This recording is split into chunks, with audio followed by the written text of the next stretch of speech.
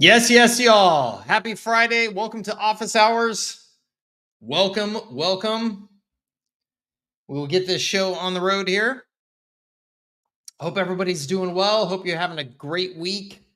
Mark says, my first office hours. Awesome. Welcome, Mark. Great to see you here. Good morning, everybody. AT, happy Friday, sir. Good to see you. David, welcome. Beth, welcome. BG, welcome. Jeff, good to see you, sir. Welcome. Mark, Ali, Solution Suite, whoever that is. Max, welcome. Alex, good to see you, sir. Awesome, Mark. I love it. Good, good. Welcome. David, welcome from Brazil. Awesome. I love it. I love when we get the international crowds. Welcome, welcome. Horacio, welcome. Good to see you all here. Happy Friday. I hope it's been a good week. It's been a fast, busy week for me. And it's going to be a busy weekend as well. We got a lot going on. So I hope it's been a good one for you. If you are new to office hours, you may not know the exact format here. So format is that I'm just here to try and do my best to help. So I don't have an agenda for you. And you can type in any questions that you have in the Q&A here, or excuse me, in the comments here, and I will grab them. I'm also going to put an invite link into the comments right now. That invite link is for anybody who wants to come on camera and talk.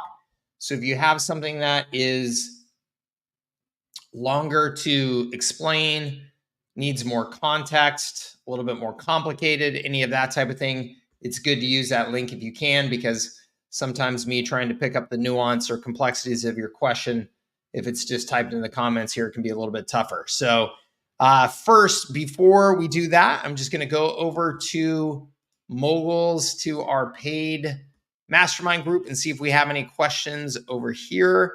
For anybody in that paid group, we give priority to those questions. Let me just see real quick.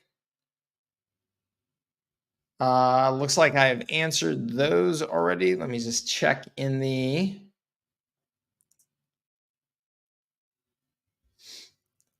Timothy Miller.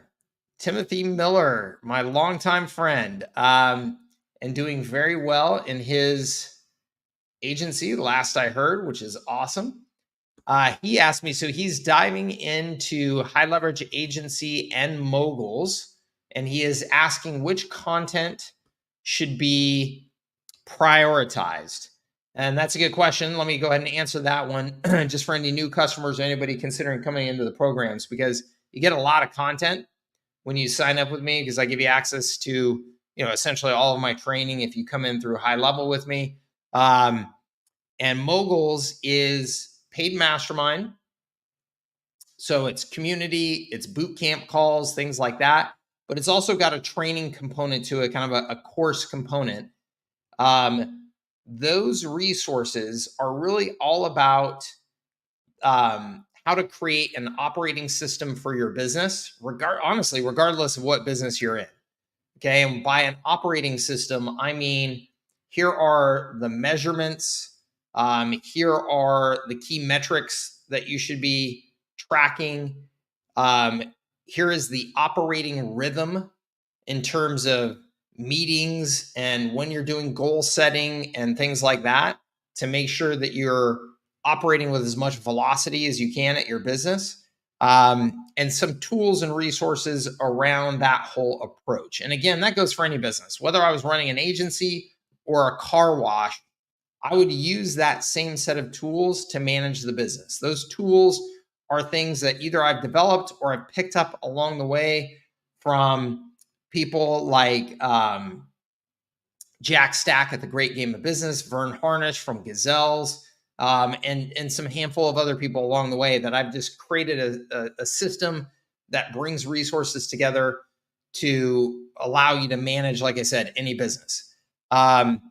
And then, so that's Moguls. High leverage agency is very specifically how to build an agency using HighLevel as the foundation of a productized service delivery approach. Okay. I know it's a mouthful of jargon, but it's still accurate, even if it's a mouthful of jargon.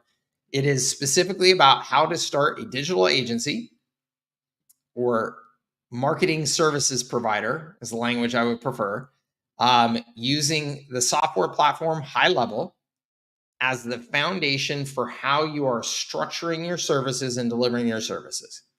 So, two very different resources with very specific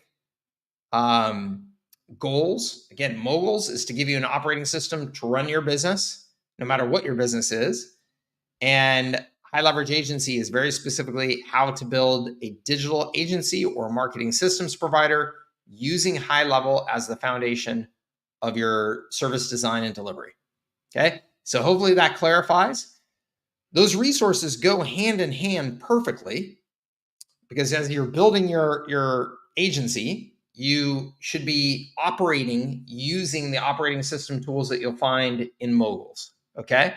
But if you were just sitting down day one and said, Mike, I'm just starting, what do I do? Hop into High Leverage Agency and go. Because you don't really need the resources inside of the Moguls training and those tools for the growth operating system until your business is actually operating, right? So going to High Leverage Agency, that's going to take you all the way through, determining who your customers are, determining what the services that you want to offer. If you want to focus on a niche, setting up your sales process, setting up your marketing systems, understanding the service delivery concepts and core metrics to build a successful business. So jump into that. Once you actually start operating the business, then using those resources and Moguls would be appropriate for you and helpful for you. Okay. So I hope that helps. And Timothy Miller, it's great to see you, sir. Great to see you in the community as always. Onboarding snapshot services that scale. Kathy is asking, please let me know where I can find the onboarding snapshot for services that scale. That is in the R4, Kathy. So that is in the R4 snapshot. It is not a separate snapshot. I think I may have actually created a separate onboarding snapshot at some point, but it is built into the R4. Okay. All right, let's see. Let's go to questions then in the comments. Beth asks, how do you load contacts in the CRM? I'm just setting up. So Beth, if you have existing contacts that you want to put into HighLevel, I'm assuming that you're asking about, you can just do essentially just like a spreadsheet import. And then, you can manually enter them. Of course, you can, if you had them in another CRM already that you could connect through Zapier, you could probably just run like a workflow that would help you pull those contacts from that other CRM into HighLevel that way. But almost every CRM that you could have been working with, you have some sort of export to a spreadsheet. You can then just import those into HighLevel using that same spreadsheet. Okay. A.T. Williams says, how do you disclose the credit system for texts, et cetera, to customers?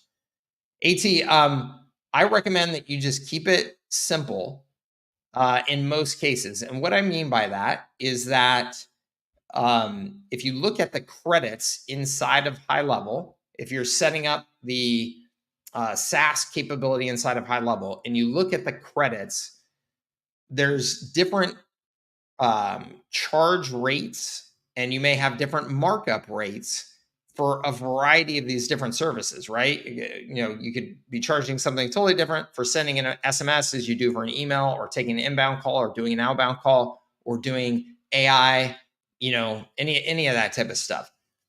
So what I generally recommend is that you keep it simple. What I mean by keeping it simple is that you have the rates laid out that you're going to charge for each of those things, because obviously a customer is going to, they may want to know, well, hey, how much are these charges specifically? And so you could have a little fine print thing that says, here's how much, for an outbound call you get charged, for an inbound call, that type of thing. And then just say that your particular service plan, so let's say they're signed up on a $97 service plan for a website as a service, and you wanted to include some credits in that, you just say that that includes $10 a monthly credit, right? So let's say that that's the number that you decided to include in that plan, $10 a monthly credit. So then you would just say the $10 a monthly credit will get applied to the charges that occur based on your usage and based on this table of our rates, right? So you're just saying, here's the rates, depending on how you decide to use the platform. Some people may send a lot of email. Some people may send a lot of SMS. Some people, may use AI all the time, others not at all. So it depends on how they use it as to how exactly those charges are going to apply. But with most, I think the rabbit hole that you can go down that I don't think that you want to go down is like trying to get into any sort of specific estimates of, hey, a business of your size is likely to use this much email and this much SMS, because every business is different. So I just like to keep it simple and just say, here's the table of how we charge. With your plan, you get $10 in credits. If you go over that $10 in usage, you're going to be billed at these rates, and that's it. So I hope that helps you, AT. And I would just have, you should have it, have it on your website, like in your terms, if you put like your terms of use on your website. And then I would also just have that as like a little separate one sheet that you can easily send off to people when they ask. Jeff says, next week, Go High Level is doing a 3-day onboarding series, and you are doing a rescheduled one. They're not the same, right? I did not know that High Level was doing a 3-day onboarding series. So it sounds like, Jeff, we're doing our own approach and at the same time, unfortunately. I didn't realize that. So that's a bummer. Obviously, I would love for you to be able to consume their content, my content, whatever you want to do. We'll have recordings, obviously, but it sounds like, no, those are two different things. BG says, what is the best way to demonstrate the power of the system? I have tons of interest. Price is not coming up. It is more about casting the vision in a convincing way. BG, that's a great question. I love it. Demonstration is clearly one of the most powerful ways to sell. I think that there are a handful of features that are particularly easy to demonstrate. This would vary to some extent on who you're selling to and exactly what you're selling, right? Because we're not all necessarily selling the exact same thing. So let's just say, though, that you had the ability to demonstrate, and because of the services that you're offering, let's say you're offering an AI chatbot. That's something that's very easy to demonstrate. And so I would definitely have that very visible. I would say also with text messaging, there's some really nice things to be able to demonstrate, the automation around that. So you can always have a number as just like a demo, like a demo campaign that you could demonstrate to somebody, so let's say as part of your system, you do birthday campaigns. I would just have a number that's set up where you just tell people all the time, yeah, go ahead and text this number and, text the word birthday to this number. Right. And so when they do, that could bring them into a birthday onboarding where, the SMS is interacting back and forth with them. So again, you're just kind of demonstrating some automation capabilities and how you could help them with lead generation without having to create additional manual work for them. I also think the missed call text back is a nice one to demonstrate. So that again, you can just show people the power of, hey, you're missing a lot of calls, you're busy, that type of thing, and let's just show you how we can start capturing some of those people back. Those are all very demonstratable services. I think that there will be then a second kind of phase for most customers, but not all. And maybe not even most. Maybe that's not a fair statement. Again, depending on exactly what you're selling. But if you are selling the concept of the complete system, um, that I advocate in high leverage agency. So you're starting with some sort of foot in the door service. And those examples I just gave are excellent, like foot in the door services that you can demonstrate. And then you are leading them into an overall system. I think demonstration is the wrong word, but there is this communication of what all is included in that overall system that I think is a next step conversation that people are going to want to hear and understand. So the fact that you could get in quickly or do a video or a series of quick videos that everybody gets, and it's probably both, right? Be able to be ready to do a demo and do the series of quick videos, but where you can bring somebody in and you can say, hey, look, it's great you've been using this website and missed call text back feature that we gave you, and you can understand the power of that. That's just one piece of this overall puzzle, right? Of marketing your business and doing that successfully and creating the systems for it. Here's what all is included in that overall system. And just even visibly showing some of those features. We have these automated funnels that are going to be working on your behalf and showing some workflows so that they can just visually see, oh, wow, look at these automated things that they've programmed that are happening. Showing them some of the calendaring capabilities, if that's a feature that's important in the particular industry that you're selling to, and the ability to set up some pretty sophisticated calendaring capabilities. Just showing that. And I say it's not really a demo, because it's not like somebody's going to sit down and watch like a prospect go through the thing. But it's still just bringing that visual connection to some of these resources that they're going to get, that I think is powerful for a lot of people. So being able to just walk somebody through that pretty quickly, but then as well putting together some sort of quick videos, or as Beth said, I think it's a great idea, Prezi. People who are good at Prezi, I'm not one of them. I haven't spent the time to get really good at Prezi, but people who are good at Prezi, it really is a powerful kind of demonstration, the way that you can kind of lead somebody, through things. So I like that idea as well. So hopefully that helps you, BG. Matt, I see you back there. You want to hop on? Awesome. How are you, sir? Good. This is the second jumping I've done today. I was on with Ben. Okay, cool. Earlier today. So awesome. So I wonder if there's people that were in his mastermind or whatever group, and now see me again. Perfect. How can I help you?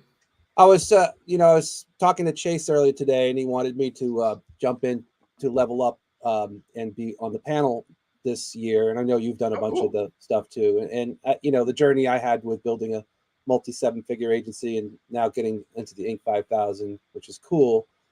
Awesome. And then some other things that are happening. But I wanted to find out, and this is the same question I asked to Ben's group.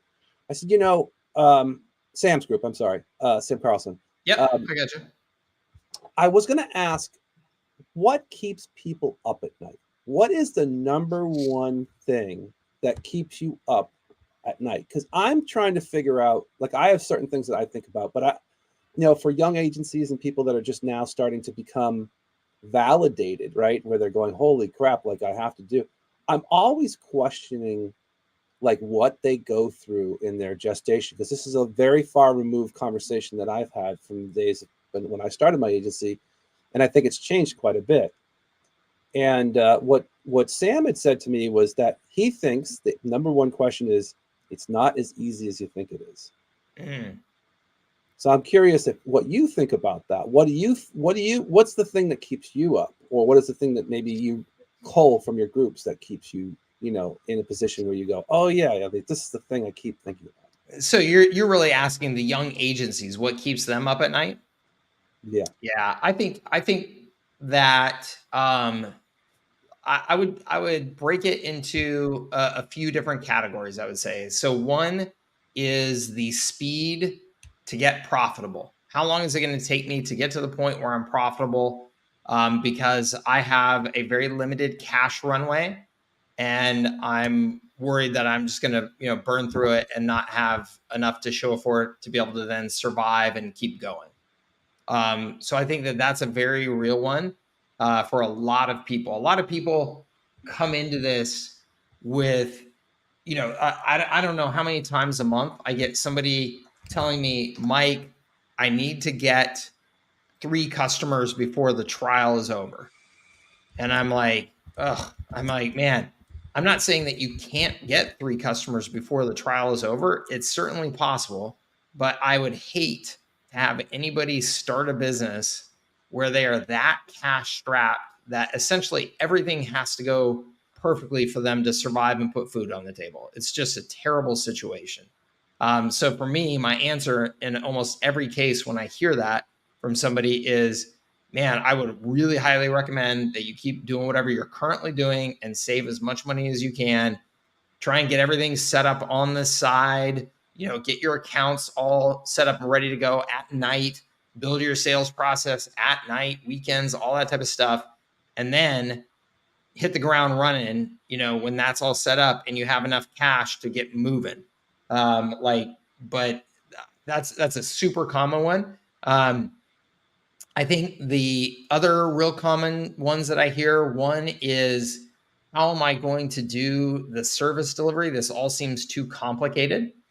There's a lot of people that I feel like are trying to get into this business right now because they see it as this exciting opportunity. There's lots of affiliates out there talking about it. HighLevel has all this momentum. They're seeing YouTube videos, and I think that they don't have marketing background and they don't really have any marketing technology background.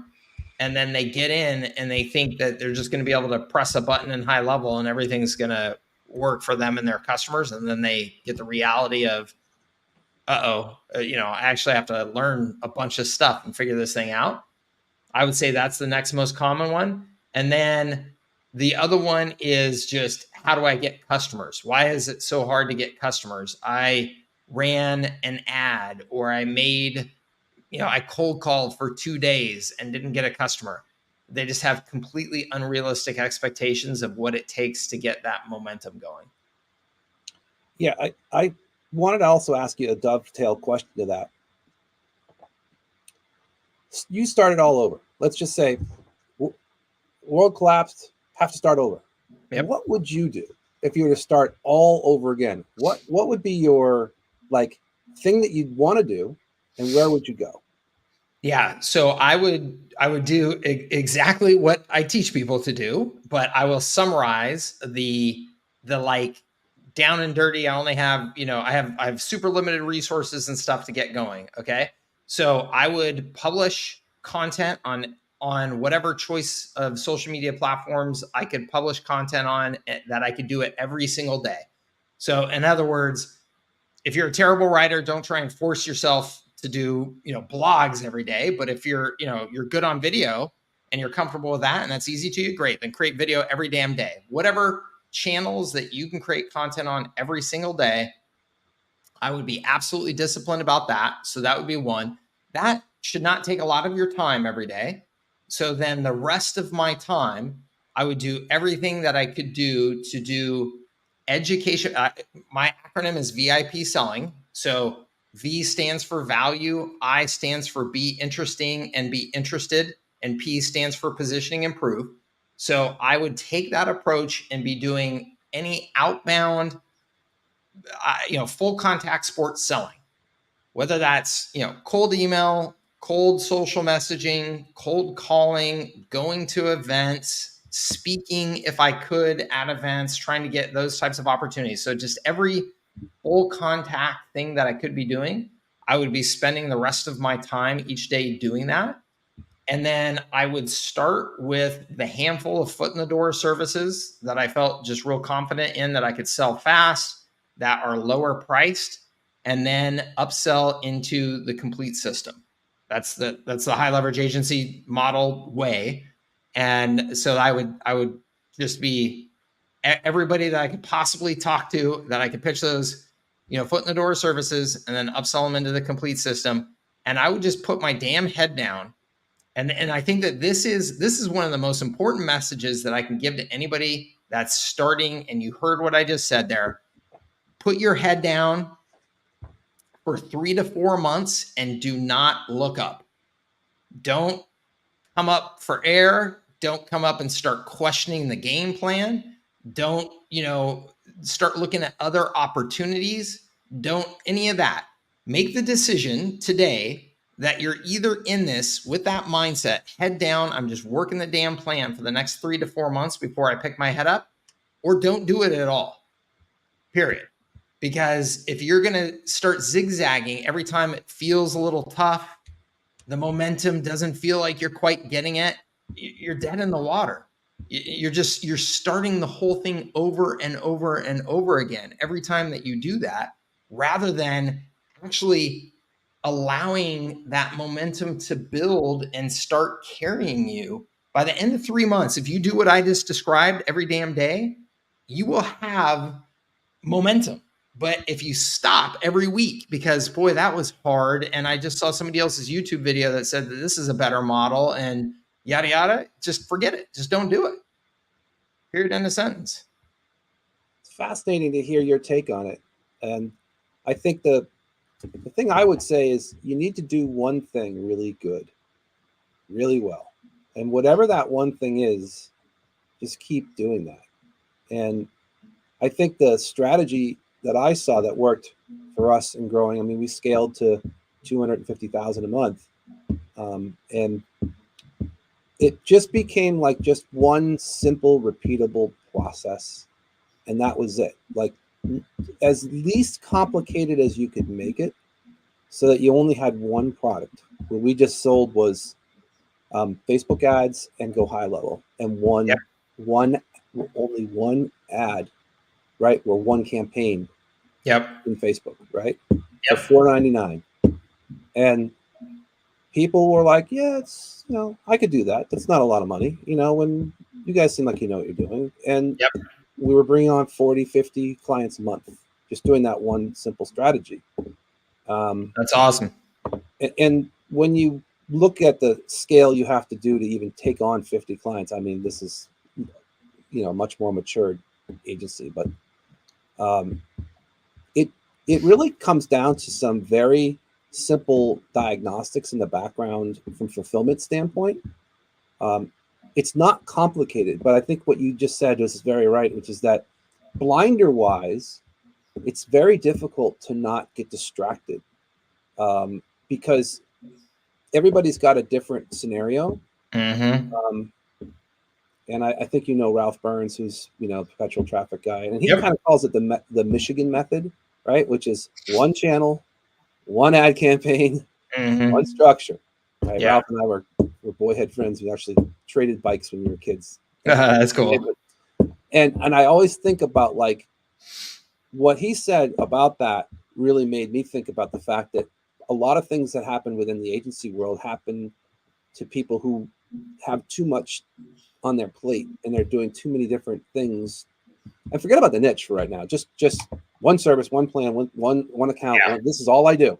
And that, and if you could stick to that, it gives you maybe an ability to sleep at night because you kind of know what you have to do. Yeah. I think so. And what's interesting about that is it is very much, I find, a mental, it's the ability. So Tony Robbins talks about chunking things. That was one of the things that I learned from him that was super valuable when trying to take on big things would cause anxiety for me, right? Because what I would do is I would think about this list of 7,000 things that I had to do, and it seemed impossible. But then he said, yeah, but if you learn to mentally chunk that into, those first 200 things were really just set up your sales system. And mentally, when you go, oh, I just have to set up my sales system, there's still the 200 things to do, but it gives you this ability to have some sort of peace, a little bit less of the hamster just running on the wheel inside your head. And because what's interesting is how much it has resonated with people in my community when I have taught them to just set up, to just give your customers all of the capabilities of HighLevel for $497 a month, like you're saying, because people have seen there's all these capabilities.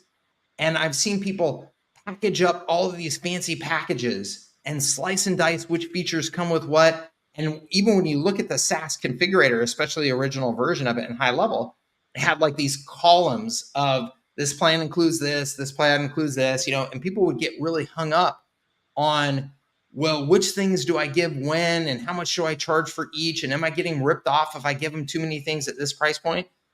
And so one of the things that I learned with people is if I just said, guys, quit stressing about all of the different features and what you should be charging for each, and are you getting ripped off? You have nearly 100% margins on this platform. Just turn everything on and give it to them. And when I say everything, you may not want to turn on memberships or whatever, because that's totally, irrelevant for their business. Okay. But if you just assume, hey, I'm just going to give people all of the features, I'm going to charge them what I'm going to charge them. And if they come in and start using those features, it's fantastic. You've got more hooks in place to keep them in the platform and in your services. And you didn't have to overthink what are all these different packages and how do I price them? Because I can't tell you the number of people that I talk to that it's like 3 months later and they're still trying to figure out their packages. And I'm like, oh my gosh, please just give everybody $497 and you're going to set up the system. Like that, that's it for now. You can improve upon that later once you have some momentum, once you got some feedback from customers, whatever you're doing, but just mentally, just chunk it down to that one thing, right? And so like you're saying, just keep it simple. Like I offer this one thing, not trying to slice and dice all of these different features and capabilities of HighLevel so much that you confuse yourself and bog yourself down. Yeah, I never talked about features ever in a sales conversation. I never have. I just say, I'm going to get you customers, and this is how much it costs, and we'll set it up for you. And then they'll ask the questions if they need to ask questions. But most people are like, okay, cool. Let's, you know what you're doing. You're the marketing guy. Set it up for me. And that's awesome that you make that work. If you are a marketing guy and you're confident going into a particular niche or whatever and saying, hey, I'll get you customers because you know how to get them customers, great. It's a great value proposition. If that's not your skill set and experience and you don't know how to do that, it's a terrible value proposition. And unfortunately, there's a lot of people that are out there that have heard that that's the value proposition that you have to give when it's not true. I built multi-7-figure marketing services business very, very quickly without ever promising anybody I was going to get them customers, because it was all about systems. Hey, you need marketing systems in place, right? To grow your business. Yes, I will set you up with effective marketing systems so that you have the leverage to be able to grow your business. Awesome. I'm not promising you that I'm going to grow your business to the moon. I'm not promising you I'm going to get you a flood of customers. I just know that to be a successful business, you need marketing systems. Yes, great. We can help you with that. So it is a toned down value proposition for sure, right? Because people want to hear you're going to get me customers. That's a much sexier pitch. But my message to everybody out there, that if you don't know how to get customers, if you don't have that experience, be cautious about making that your value proposition on day one, when there are a lot of people out there promising that they can get customers that actually know how to do it. You're in competition. You're in competition with Matt. You're in competition with me. People who have a lot of experience doing marketing. And if you don't have that experience, you can still build a fantastic business in this space without that being your value proposition. So yeah, I think that's what I meant, was that it wasn't specifically saying I get you customers, but I can build the system to get you the customers. That's exactly. But that's a fantastic value proposition. Without getting into the feature sets and trying to explain how the engine works, because it's nice to be able to know these theories around all of the parts and pieces. Yeah. But most customers really just want you to solve their problem for them with as little mind, let's just say, as stupid proof as possible for them, Yes. so that they can be going back to what they know they can do on their own. And unfortunately, I think when you get involved in our business, we learn way too much. And we Yes. become way embedded into what we think people want to hear. But Yeah. really, they just want the answer within 10 seconds. They just want. Yeah. Yeah. That's right. And I think that, so one of the most important things I learned in selling was from Sandler Sales Systems. And it was to dumb up. And it is one of the most valuable things that you'll ever learn in selling, because you, as an agency owner, studying HighLevel, studying all this marketing, and you go and you sit down with a plumber and you start puking up all these features and all this tech talk and all this industry talk, our lingo, the things that we talk about on here. And that plumber looks at you cross-eyed and just goes, I don't think this is for me. Because it's intimidating, and it's like you're speaking a totally foreign language. Versus if you can dumb up with that plumber and you can say more like what Matt was just saying, hey, look, I can set you up the systems that are going to allow you to grow and make more money without it being a total headache. Does that sound good? Yeah, that sounds good. Yeah, that's what we do. Great. Yeah, Not I getting think a into lot of all the, people, yeah, they take the cues from, if you can get one win, like one account, and you can just show what you've done. If you could just yeah, start there, that's all you need to do is just, yeah, oh, we're doing this, and we got this database, we reactivated. This guy got a couple of customers. Most yeah, people don't need a lot of impetus to be convinced. You might find that trust is a lot more pressed when you have validated, yeah, pure third party antidotes. So if you can record the other customer saying, that's cool, I love this. Like, yeah. those things go a lot further. And I know when we Proof, used to do proof sells. podcasts, we Proof would sells. invite customers onto the podcast and say, talk to us about, oh, well, and they'd ask the stupidest questions. But to us, they were Yeah, stupid. To the people who were listening, they were really on point. super helpful. Absolutely. Yeah, and I think so. Actually, going back to my getting started, I would want to stress as well, and thank you for reminding me there, that if you, in the very early days, you need to give whatever super sweetheart deal, work for the first couple months for free, whatever, to get those first few customers that you can then use to demonstrate proof, and that will build your personal confidence. Because there's a lot of people getting started in this that they lack that confidence to like know that they can help businesses. Like it's kind of a theory, in their mind still. Do whatever you have to do to get those first few customers and get that proof. Get that proof for you, get that proof for your marketing going forward.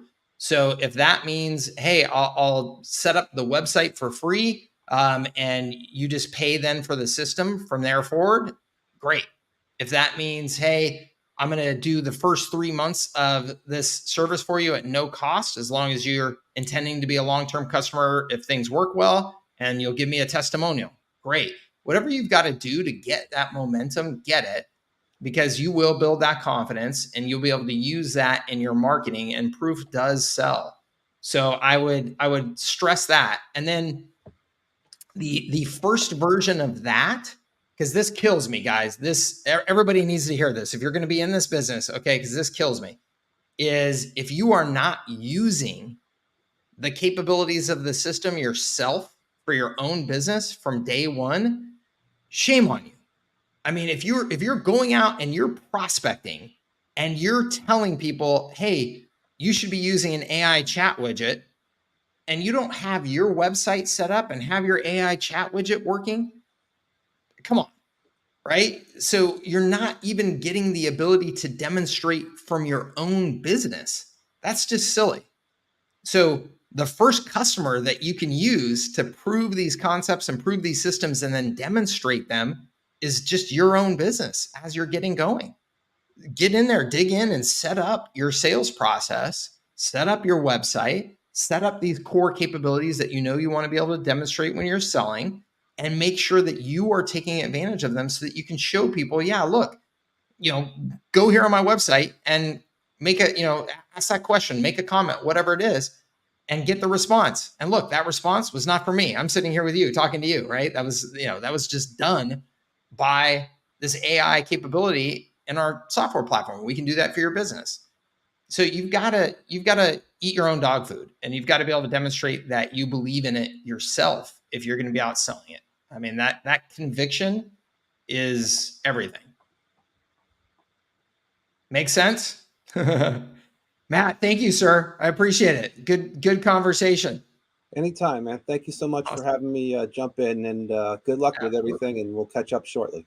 Sounds good. Thank you. You too.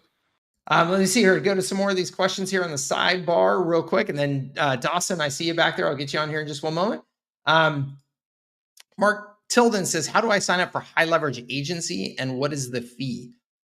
Mark, if you go to, just go to, I'll put the URL up here real quick, but it's servicesthatscale.com/HLA.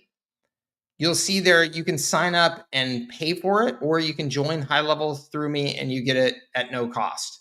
So either one, but it's got the pricing options on that page, and it's got the affiliate. If you sign up for HighLevel using that button, that's through my affiliate agreement. I get paid an affiliate fee by HighLevel. That covers the cost of accessing high leverage agency for me. So you can do whichever approach is best for you there. Okay. Let's see here. Going through high leverage agency now. It's so good. I'm on module 9 so far. Thank you so much. I love it. And I don't know how to say your name, so I apologize. Otherwise, I would say thank you / your name. Is it Kylie, Kelly, Kaylee? Kaylee? I don't know. I feel like I'm going to butcher that. So is there an onboarding snapshot? So that's in R4. It's built into R4. I think I mentioned that from somebody else's question earlier. So that core R4 snapshot that you get inside of high leverage agency, that's it's got the onboarding capability in there. Okay. And I have to stress, most of the onboarding that you will do for your customers, if you do it well, is not through a fancy snapshot and automation. Okay. It's actually one of the biggest mistakes that I think that people make is they expect to be able to do too much in an automated way in terms of onboarding right at the beginning. You'll get much more efficient and automated as you go. But at the beginning, expect to put in elbow grease. Expect to do manual stuff because you're going to learn a lot from it. And then you're going to make sure that your onboarding systems and processes are actually what they need to be. Okay. So my boot camp that I'm doing next week on onboarding, would highly recommend it you attend if you can. And we will go through all of that in detail. Okay. And she says it's free with the Go High Level $497 a month plan, but it's actually free. I just want to stress this. It doesn't matter what plan you sign up for with High Level, you will get my high leverage agency program for free. You will get all of my programs. It doesn't matter if you sign up at $97, $297, or $497. Okay. And I stress that because I want you to sign up for the plan that's right for you right now with the budget you have and stuff like that, so that we don't create any additional stress that I talked about earlier. So if you're just getting started, sign up for the $97 plan. You're still going to get all my same stuff. That way you don't have the financial pressure of an extra $400 every month, if that's, super meaningful to you. Okay. Even if you have all the money in the world, like, I would still sign up with a $97 plan first, get your sales process set up, understand high level, and then upgrade when you need to upgrade. Okay. Lionel Jones says, hello, with the snapshot we use for high leverage agency, work with a snapshot high level provided with the 5-day AI challenge. I have not, Lionel, so I have not gone through that snapshot that they provided in detail yet. The short answer is that any snapshot will work with any other snapshot as long as you understand what the heck you're doing. So, Lionel, like, you could put any two snapshots together, and as long as you understand what the snapshot is doing, so that you could say, oh, they have me put this in here. I already have that capability happening in this workflow. So I needed to choose between these two workflows. So I don't have double capability happening for the same thing. So you need to understand it and determine which things that you're going to turn on and off. So the short answer is yes, they will work together. The long answer is, for me to understand if there's any overlap and stuff like that, I really need to dig into their snapshot in more detail than I have done. Okay. So let's see here. What are the times that I'm doing next week's boot camp? Yes. So it's all in Moguls and it's all in Circle there. But let me just check real quick to make sure I can answer that question. It is, hold on, let me just go to my calendar real quick. Tuesday and Wednesday from 1 to 3 p.m. Pacific time. Tuesday and Wednesday from 1 to 3 p.m. Pacific time. Okay. Khalil says, you're getting so much value. Awesome. Thank you so much, Khalil. I appreciate it. And then question says, I'm considering creating a comprehensive communications package for clients that integrates various chat platforms, including live chat, SMS, Facebook, Instagram, and LinkedIn.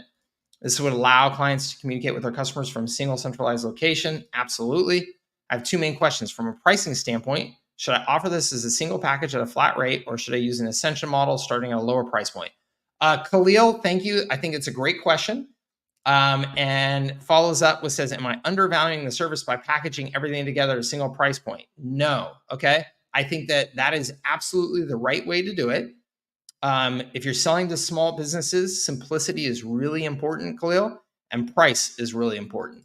So if you can keep your package as simple as possible and you can keep your pricing as attractive as possible, particularly on that initial sale, that's just going to make everything in your life much easier. So let me show you specifically how I would recommend that you do this.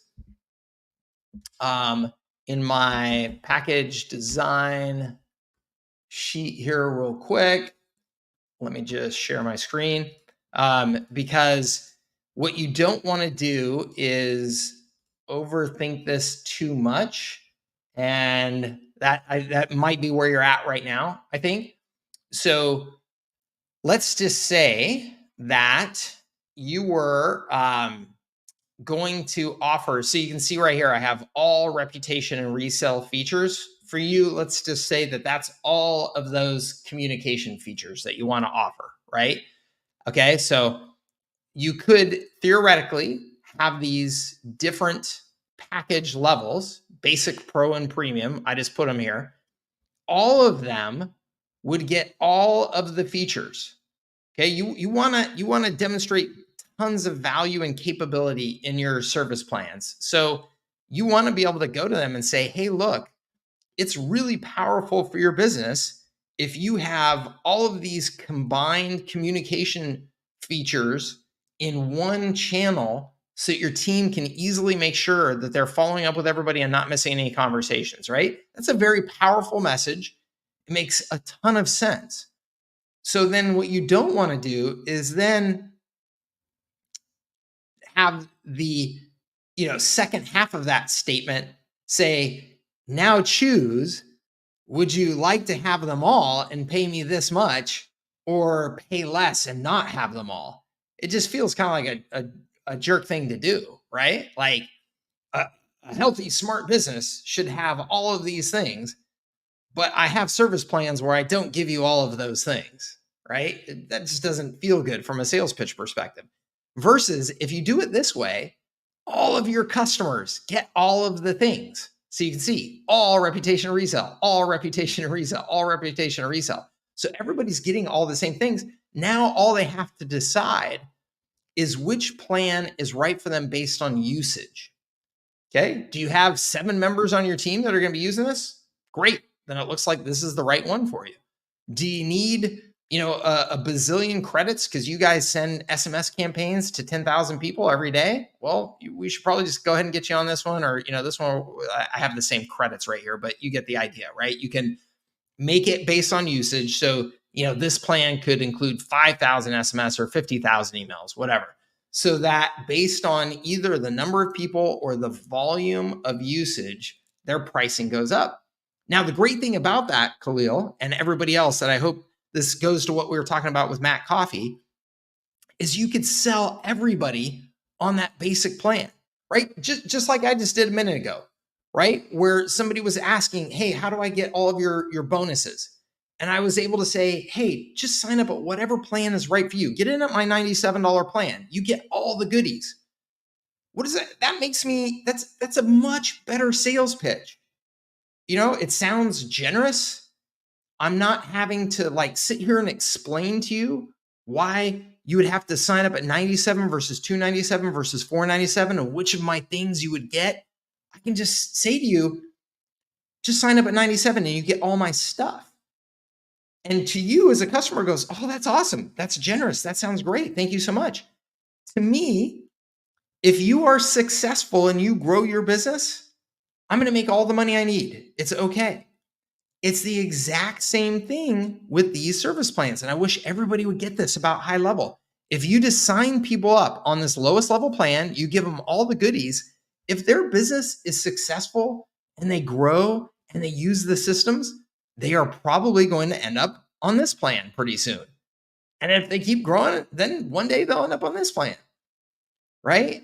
And they're going to be using even more usage above the credits that are included. And so you're going to be charging them with a markup for those additional credits. You're going to be making more money no matter what. So get people onto whatever plan just makes sense for them. Keep it easy, give them all the features, all the benefits, load it up so that they see you as, wow, this is a awesome company to work with. They are guiding me right in how to grow my business. They're giving me everything I need to grow my business. And depending on how I use the system, I pay more. And that's fair, right? If I have more employees and I'm using the heck out of the system, I should pay more. Like everybody gets that. Versus if I sit down with you and you're trying to sell me software and you're going, well, in this package, I hold back all of these features. And in this package, I hold back, a few less features. And I know it's just software. I mean, it's just turn the shit on, right? Well, why not give me all the features? But it just feels like a much more challenging sales relationship when you do it that way. Okay. I hope that helps you, Khalil. Dawson, you ready to come on? Awesome. How are you, sir? Good. How about you? I'm great. Good to see you. How can I help? Good. I just had an email today from the local entrepreneurship center. So I'm from Niagara Falls, Ontario, and we're going to have a billionaire come to town on I think the 28th. And so I have to get a 60-second pitch ready for my business for him. That's awesome. I love it. Yeah, it's John McBain. He's one of the richest guys in Niagara Falls. So I said, okay, I'm gonna hop on here and give a chat. That's cool. That's cool. And so, are you looking for help on how you craft your pitch? Is that what you're looking for? Yeah, more or less. Yeah, just some advice because I pitched to two different people before, but even a couple of millionaires, but not a billionaire. So yeah, new fields. Well, give me what's your pitch so far? How have you been pitching your business so far? So would you like to just me to give you the 60-second pitch and then we can do some feedback? Yep. Okay. Hi, I'm Dawson Walters from Niagara Falls, Ontario, and my business is Confidence Media. So what we do is that we found that there was a housing problem, and we're here to find solutions. So we are the people who connect the people looking, the real estate agents to the houses for the people. Every house needs to be staged, and we provide the staging materials needed for that to happen. So since we found this market gap, I use my skills and my team's skills as photographers to provide classic artistic work and as well as digital artwork so that people can get the frames and photos that they need to help stage their homes properly so that everybody can find a place to live and everybody can find a beautiful place to live in. So we are from Confidence Media, and we provide these services to real estate agents and home stagers in need. Thank you. Cool. I like it. That's an interesting service. Mm-hmm. And do you provide any, well, I'm curious because I get people who come to these calls from kind of all different businesses and stuff like that. But a lot lately has been around HighLevel and the agency kind of model. Are you providing any of those types of services too, or no? No, right now we just have the physical photos we can sell them wholesale. Mm-hmm. And I want to continue working on the website. I only have just a basic framework outline with a description. Yep. And since I have a gallery of photos in my hard drive, I want to bring them online and sell them in a way that everything is copyright, everything is watermarked, and then people can choose what they need and input it into the way for them to either print it out or to request it, and then go from there. Cool. So my feedback on the pitch, and let me just make sure I understand the business. So your customer, is your customer the real estate agent or broker, or is your customer the home buyer, or is it somehow or another both? And I don't mean customer as in, oh, they're going to see some benefit from this. I mean, like, who's actually going to pay for this service? So after talking to over 100 real estate agents, I actually found out that the home stagers are the ones that are going to need to buy it. I've only talked to a couple and a couple home decorators. So my next step is to talk to the home stagers, because as I am learning the different parts of the business and to pivot in different areas of the canvas, that's the next step I have to make, is to pitch to that audience instead. Yeah. Okay, cool. Yeah. So I'm not ultra familiar with the industry, but I'm somewhat familiar with it. So you've got the real estate agent. They're the ones that are out, getting the agreement to actually be able to sell the house, getting the listing, things like that, trying to find people to come and ultimately buy the house. You have these stagers who, this is a separate business, not in all cases, but in most cases, where the stagers, the real estate agent will say, hey, I've got this house for sale, but it doesn't look good right now. It's not presenting well. Can you come in and stage it? The stager comes in, makes it look nice, puts furniture in there, puts art on the wall, things like that to make it look good. And then they get paid some fee from the real estate agent for doing that, right? Okay. So you're going to be selling to the stager, because that makes total sense. The stager is the one that's making the decisions about, hey, yeah, we're going to put some nice stuff into this house. So you want part of that stuff to be your stuff. So, and the billionaire who's coming to meet with you, is the purpose of you giving this pitch to the billionaire, is it like an investment pitch? Is that kind of the nature of this? Like you're making a pitch to them on the theory that he may want to invest X dollars into your business? So the purpose for him to visit is he's going to be on a podcast called Made of the Mist podcast. And so beforehand, he's going to be meeting with the local entrepreneurs. So it's more of a exhibition type. It's just saying, hey, he's going to be here. Just pitch your business and get to meet him and get some feedback. So it's more of an exhibition than a specific purpose. Awesome. Okay. Then what I would recommend to you, and this would be my recommendation in general anyway, based on the pitch that you gave, is I think that you could make it about a third as long and make it just really concise. So typically an elevator pitch is usually just like a few lines, like, and the term elevator pitch came from that you were supposed to imagine that you were in an elevator and you're going up just a few floors, and in walks your perfect person that you want to be able to pitch to in the elevator, standing next to you. And you've only got that ride for the few floors before they get out and walk off for you to be able to give your pitch. And so it's got to be so concise that person can process what you said and go, oh, that's interesting. I want to know more. And that's the entire point of it, is just to get them to the point of, that's interesting. I want to know more. Right. And so I think that what you can do to make your pitch more concise is more clearly identify who's the customer, what's the problem that we're solving, and how we solve it. Okay. So, my name is Dawson from Confidence Media.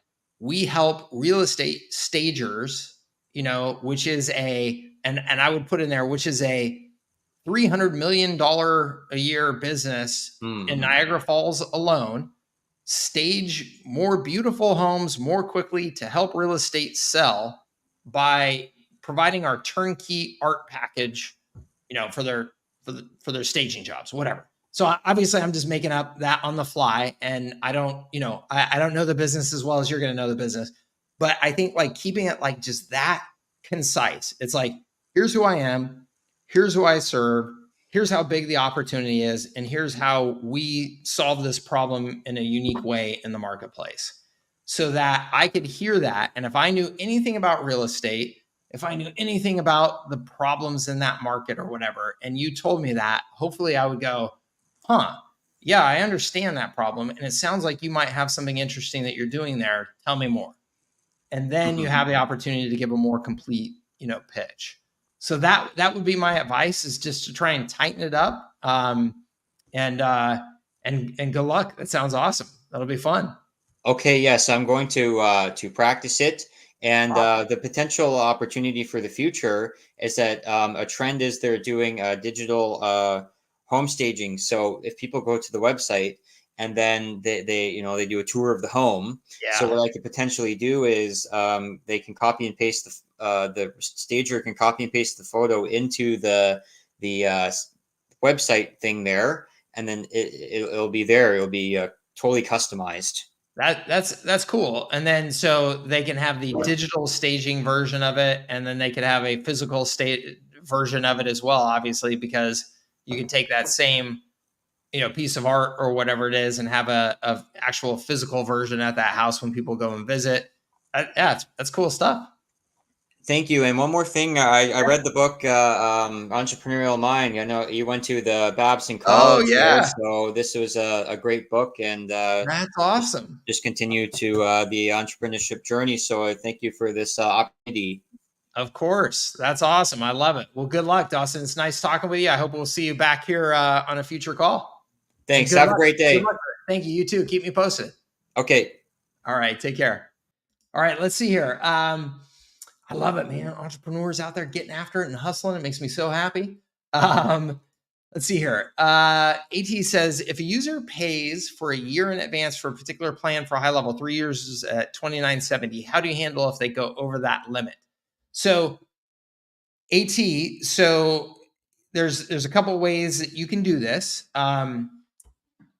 So one, there is a financial transaction that happens, and that can be separate from the accounting for the number of users in the system and things like that. So what I mean by that, sorry, let me try and get clear, is that let's say you sell in SaaS, in the SaaS configurator, right? You have a plan that is that $297, they pay for it the year in advance, and in that SaaS configuration, you've limited it to 3 users, okay? When they try to go to 5 users in the system, it would trigger, hey, here's the next package that you need to be at to have 5 users. And so it would automatically then make the pitch to upgrade them to the next plan. So then in that case, what I would do is just do an accounting difference between those plans from whatever if they prepaid for the year. So if it's a $2,970 prepay that they did, and then they're upgrading to the next plan, which would be a $4,970, right?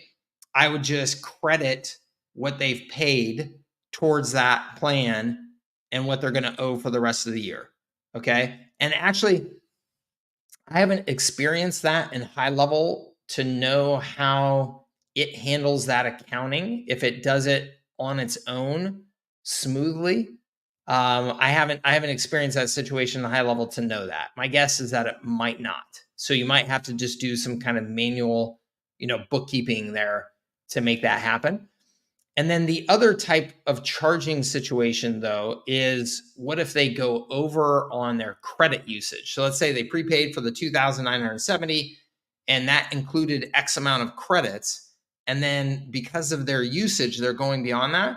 They would still just get charged on top of that $2,970 for the additional usage of the particular, rechargeable, resellable services as they go. So you're going to get that $2,970 up front, but you're still going to have their credit card in the system, so that if they use the system enough, that they should be getting chargeable events for extra SMS, extra AI, that type of thing.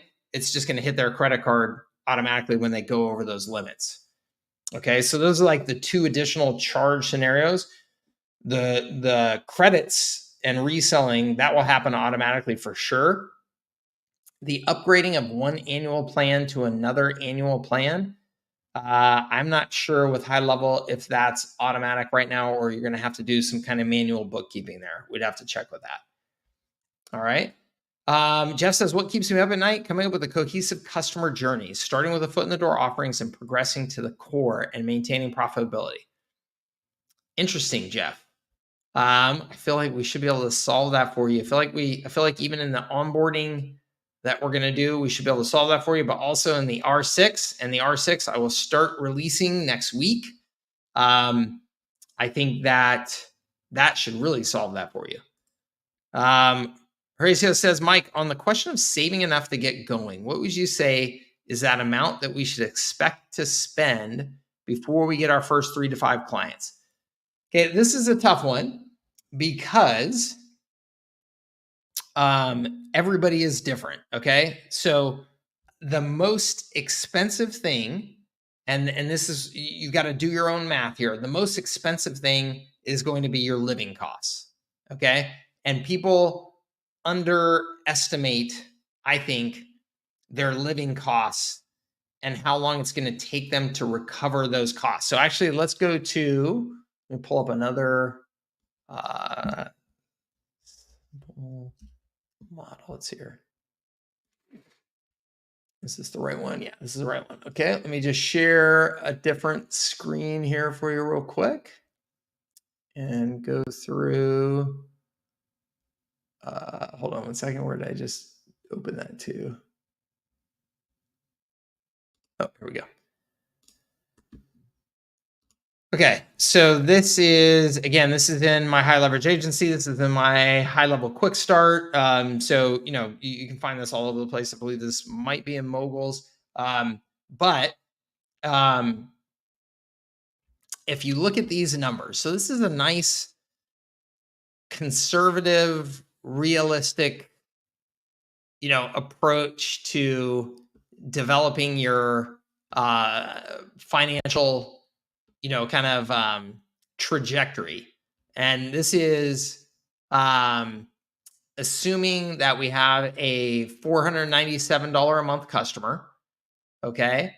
And that 25% of people, if you're doing some sort of trial, that they would come on a trial and 25% would convert. But let's just do this a little more manually. Forget the number of trials and stuff like that. And let's just do this in month 1. I'm just going to manually say in month 1 that you're getting no customers. In month 2, you get 1 customer. In month 3, you get 2 customers. In month 4, you get 3. In month 5, you get 4, and then you stay at 4 for the rest of the year. Okay. Now, this is assuming no onboarding fees at all. So you're not getting any of my surge fees in my surge to SaaS, which that would be a mistake. There's no reason why you would not get upfront fees as well.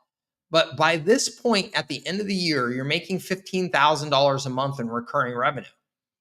Okay, $15,000 a month in recurring revenue is nothing to sneeze at. And getting 3 to 4 new customers a month is a realistic number once you have momentum that I think that you should count on and not expect to go above that until you start developing some team, or you start to really get your ducks in a row. Like you've got enough experience with your service delivery, stuff like that you feel like, oh man, Mike, I've got this nailed down. I can take on a lot more customers. That's great. You'll get there. But I just like to be conservative with people because I don't like to give you any crazy expectations or anything like that. I think that this is a good, first year. There's going to be some grind to it, and we're figuring some things out. We don't really know HighLevel, and I'm not exactly sure how to onboard and all that type of stuff. This is a great approach, okay? The other thing is that when you sign up more than 4 customers a month, if you're doing any sort of real onboarding, real setup fees, so let's say you're developing a new website for them, you're customizing some campaigns for them, all that type of stuff, your service delivery will start to slip unless you've like really got this nailed down. You don't want your service delivery to slip, especially in this first year. You want to show every damn customer that they should be staying with you for years to come. So you don't want to overburden yourself with too many customers coming on board, because you'll screw up the onboarding. You'll screw up the service delivery. People will bail on you. You don't want that to happen. The worst thing in the world is having customers bail on you. Okay. So you can just see here, though, that we got ourselves to $15,000 a month in recurring revenue, and that is nothing to sneeze at. I'll tell you what, guys, my first business that I built, with this model, the IT services business I started, in the first year, I did $65,000 in revenue. That's it. That company was a 3-time Inc. 5000 company and ended up selling that company for multiple millions of dollars. So, humble beginnings. Like, we can't expect that, you hear people come out like a rocket ship. And, in my second business, I did come out like a rocket ship because I learned so much from the first one. But man, if you're just getting started, like, you gotta be realistic. You gotta cut yourself some slack. Okay. You're not going to come out like a rocket ship. So let's just say that we take this approach. Okay. 0, 1, 2, 3, 4, 4, 4, 4, 4. In that first, what is it? Let's say by month 6, I'm now making $5,000 a month in recurring. Now, again, please keep in mind, this is not including any startup fees. I would love to see that everybody is getting some sort of startup setup fees, what I call my surge in my system, of a minimum of $1,500 every time you bring on a customer. If you do that, you have now actually added $6,000 to this number by month 6, $6,000 in that month. So now you're making 10, 11 grand in month 6. You can live on that, right? We can all live on that. We're not going to, some people have never made that much money in their life, and we're certainly not going to be starving on that number. But maybe in those first 4 months, let's say, that revenue is pretty slim, right? Maybe in that first 4 months, and maybe you had to waive those setup fees to get the customer, because like I just told you, you may have to cut some deals to get some confidence. So let's say by month 4, you've really only generated total a couple $1,000 or a few $1,000 in revenue. That's a possibility. That's a very real possibility. So 4 months of your living expenses in particular, to me, is the number that you really got to be able to swallow. So if it costs you $5 grand a month to live, like, I got to pay my rent, I got to put food on my table, all that type of stuff, I would love for you to have $20,000 in savings, right, before you jumped into things. Okay.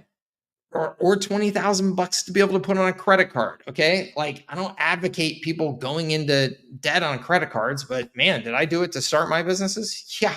I went up to my eyeballs in debt on credit cards to start my businesses. And some nights it felt like it was going to kill me because I had so much debt.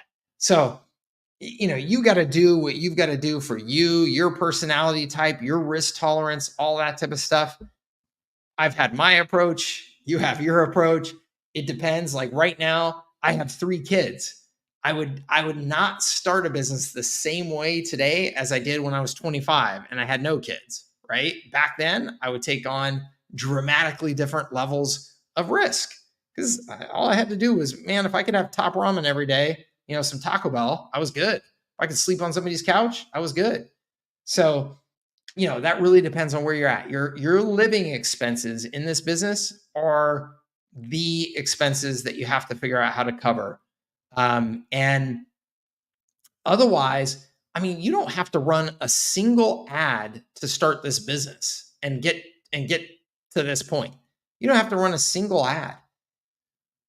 Would I love for you to have some advertising budget, even let's just say $500 a month?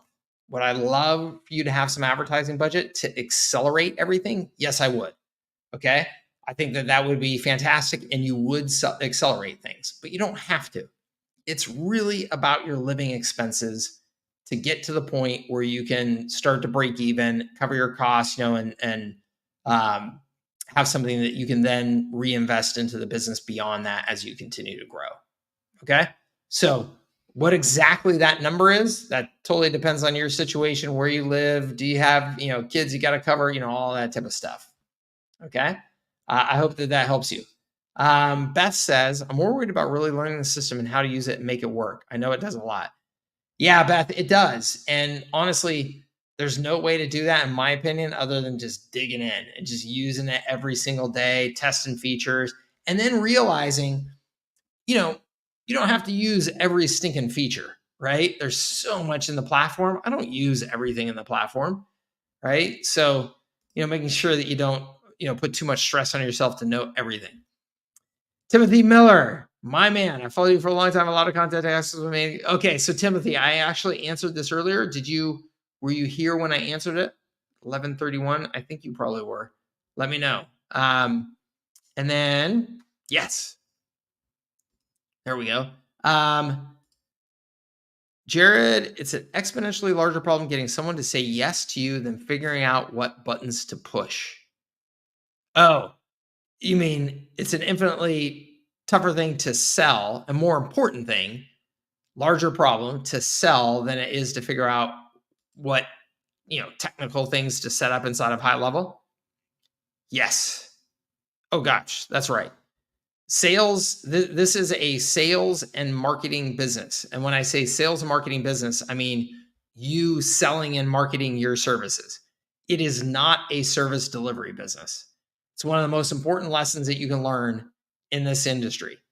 It is a service industry. It is not a service business. It is a sales and marketing business. You have to learn how to sell and keep customers at an appropriate cost structure.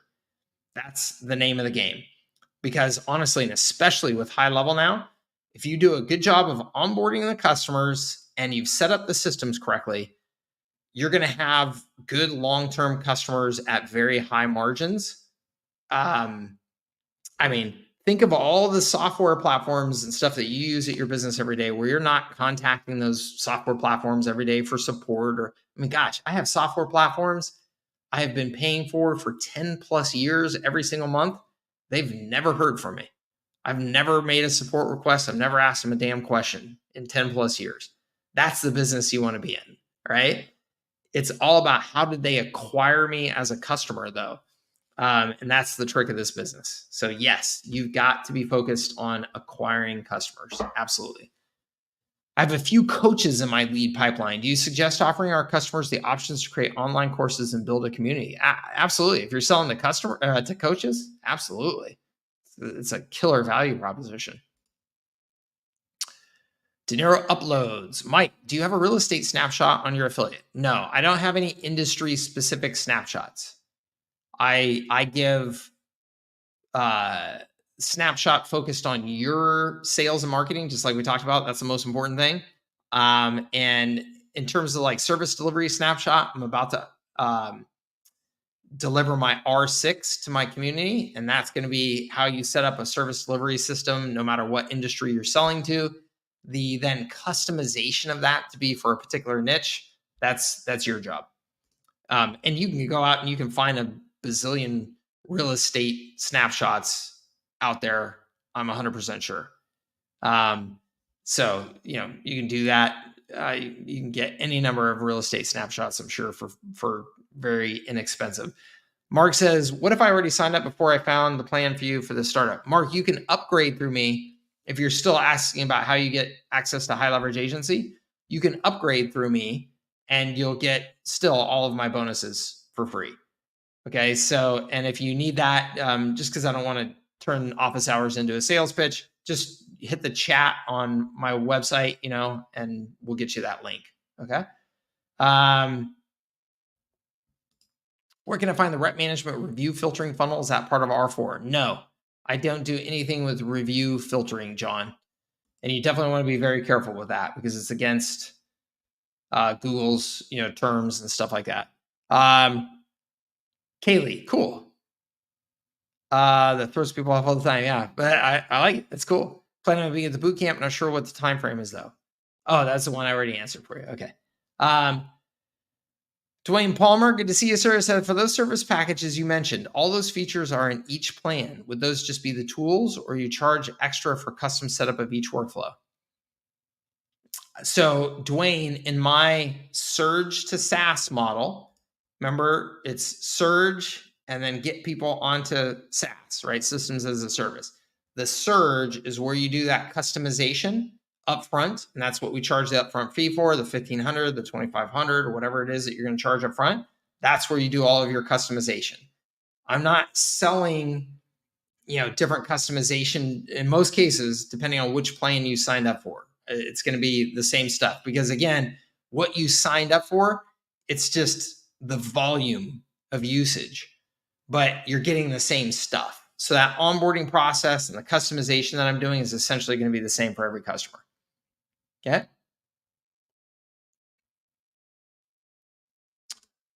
David says, what should I expect as a benchmark customer acquisition cost for home services clients? I understand that LTV can be great if I keep them happy, but can I likely break even in the first month or two using Facebook and YouTube ads? David, I don't have enough experience specifically in that industry to tell you. I have seen I have seen some benchmark reports out there that you can find. And I have found some of those benchmark reports. And so, David, if you want to chat, through the chat widget on my site or send us a support ticket, I can find some of those reports for you that show some of the cost differences by industry. But I always tell people to expect somewhere between a $1,500 and $2,500 customer acquisition cost. Okay, $1,500 to $2,500. Okay, that's just what I tell you to expect. The reality is, once you get out there and you start working in a niche and stuff like that, those, that range, you can go in or out of that range depending on your experience and how you're selling and how you're marketing and all that good stuff. But that's a good, comfortable range that I tell people is between $1,500 and $2,500, which is why one of the main reasons why I advise that you have to have that surge fee of somewhere around $1,500 to $2,500, because that covers your cost of acquiring the customer and helps you reinvest into growth in your business more quickly. Now, that $1,500 to $2,500, that may just be the cost of your time, right? So I'm not saying that you have to be running ads and literally spending $2,000 to get the customer on, by spending $2,000 on ads. Could be that you're just going to be cold calling and cold emailing and doing all the, just elbow grease kind of, bootstrapping work to get the business started. But your time is still worth money. And so you still got to calculate, okay, my time is worth $10,000 a month. I just worked my butt off for the last month. I got 2 customers. It cost me $5,000 to acquire a customer, right? So, but between $1,500 and $2,500 is what I tell people. Okay. Mark says, so what you're saying is build your own agency website with Go HighLevel, use the services that you're going to offer in your own agency, then begin to market and serve small businesses. Absolutely, Mark. That's exactly it. Then continue to practice with the features and services, perfecting your skills and confidence. Yep. Absolutely. Thanks, Mike. Your answer clears up a lot for me. I'm doing this part-time and I can put a good chunk of change outside of basic expenses for ads. Awesome. Yeah, that's exactly the way I would do it too, Horacio, personally, because I don't have time for cold calling either. I have a few older clients, I believe, that need websites, but they are all under me working for a different agency. Should I just hit them up anyways? They are all under me working for a different agency. A few older clients that need a website. I'm not sure I understand this question. Maybe you can rephrase it. I'm not sure. What do you mean? They're all under me working for a different agency. I'm not sure I understand that. Would you recommend selling only the chatbot for $197? I would actually sell the chatbot for just $97. $97 is a much more attractive foot in the door price than $197. And again, you just limit the usage, right? So they get that chatbot for $97 and they only get whatever, $15 worth of credits. Then when they go beyond those credits, they'll be paying more. They'll move up to these higher packages, right? So there's really no risk to you if you structure your packages right to selling it for $97 instead of $197, and you're you're going to be able to sell a lot faster for 97 than you are for 197 to small businesses. It's a much easier price point to sell at. Okay.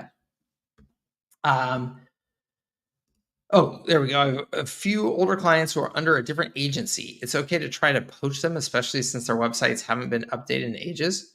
I mean, that's competition. I mean, that's competition. But when you said that they're under you, so I just want to make sure that these are not agencies that you work with in some way. That's okay. Yeah, as long as these aren't agencies that you work with or whatever, then that's just competition. Yeah, I mean, we're it's a competitive market, so go out and try and get them if you can. Absolutely. Awesome, Beth. Good. I love it. What resources do you have for learning how to run Facebook ads and the different strategies service businesses can use to effectively acquire leads? AT, if you go into my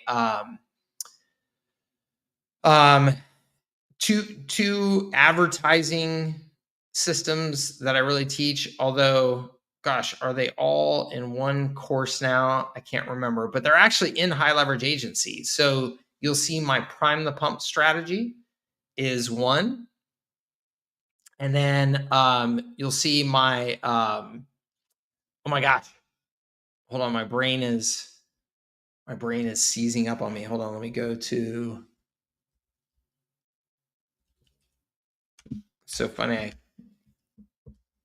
forgot the name of my own stinking product when I've been selling it forever. That's called getting old. The local attention engine. Okay, the local attention engine. So if you go here to my website, you will see these. So the local attention engine is all about how to use Facebook ads to generate leads. You can see that right there. Okay. That is, if you're a high level customer of mine, you have access to that for free. The core training on that is also built into the high leverage agency training. So if you go through that in there, you essentially have the training that you need there. And then the other one is prime the pump right here. Okay. So those are the two, oh shoot, sorry. Those are the two most important lead generation, Facebook advertising programs. So there's prime the pump right there. And then if we go up, then there's local attention engine right there. Okay. But again, AT, since I know you are in high leverage agency, you have access to those already. Okay. Jason, you ready to come on? Awesome. How are you, sir? Good to see you. Good, Mike. Hope you're doing well. Yes, I'm great. Thank you. How can I help you? Yeah. So, question that I have is I have a prospect, and they have a B2B company. Essentially, they offer yoga services to businesses. Like basically, like the HR department is their client or their Cool. customer. So they bring yoga to the workplace, and then people can do it, in whatever kind of work clothes they have. And so we know each other. We're acquaintances in the same chamber group. And so she's asking, can I help her with it? And so I'm just like, this is very new, just in the past few hours. So I'm just like, before we have that conversation, just trying to think of first, is this somebody that I want to work with? Since my chosen path is more within like the broad scope of local businesses. Since, like the sales cycle is like, a little bit different, selling to a business. And then two, like how would I structure that, like R4, R6, with her, since the packages that I have, I think I've briefly mentioned them to you, where it's within that like foundation, like the base, middle, and upper tier, with most of the same stuff, website, reputation, all that kind of thing. So just trying to get your thoughts on how you would think about this. I mean, the first and most important question is, should you sell to them? Should you have them as a customer?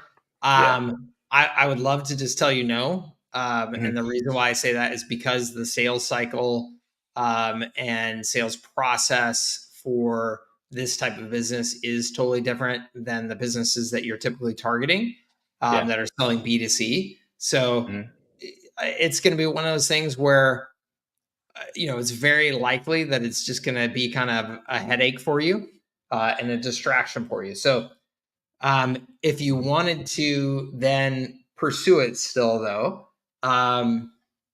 the like how to structure it, is that the question? How to structure the deal to make it make Yeah, sense I for you? mean, I guess honestly, I'm I'm probably just trying to force it.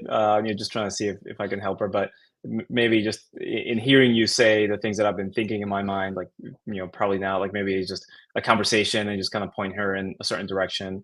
Maybe with somebody that wants to do custom marketing, because Yeah, I mean, like, go ahead. Please. I was just gonna say, I mean, I've sold B2B, forever. It's not it's Mhm. not difficult, and certainly with the R6, you'd be able to set her up perfectly fine. It's just a matter of expectations. Like how long have they been in business? Yeah, for like 3 years. Okay, so they know their sales cycle.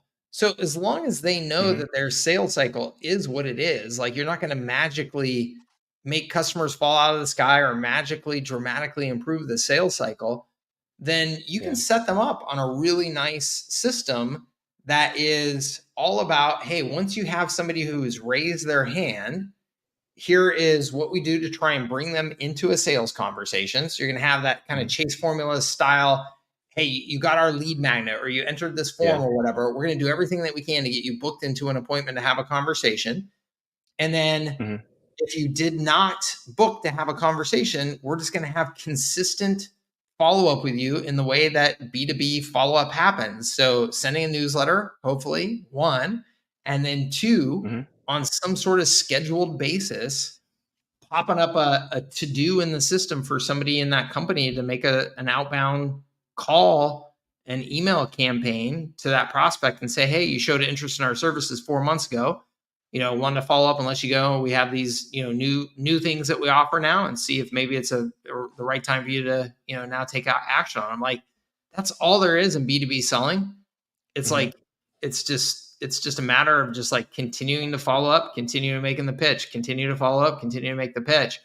You're Okay. not going to dramatically change that sales cycle for them. So as long as they understand Right. that, you can set them up with a system that at least makes that as efficient as possible, integrated as possible, all that good stuff. Hmm. That's actually not that tough to do. Yeah. So it's just, in my experience, is that when you are working with two different types of businesses, two different types of sales cycles, um, you're not really optimized to deliver as much magic as you can for that Sure. customer with that different sales cycle. And it just seems like it always comes back to kind of bite you in the butt. Like, I mean, Sure.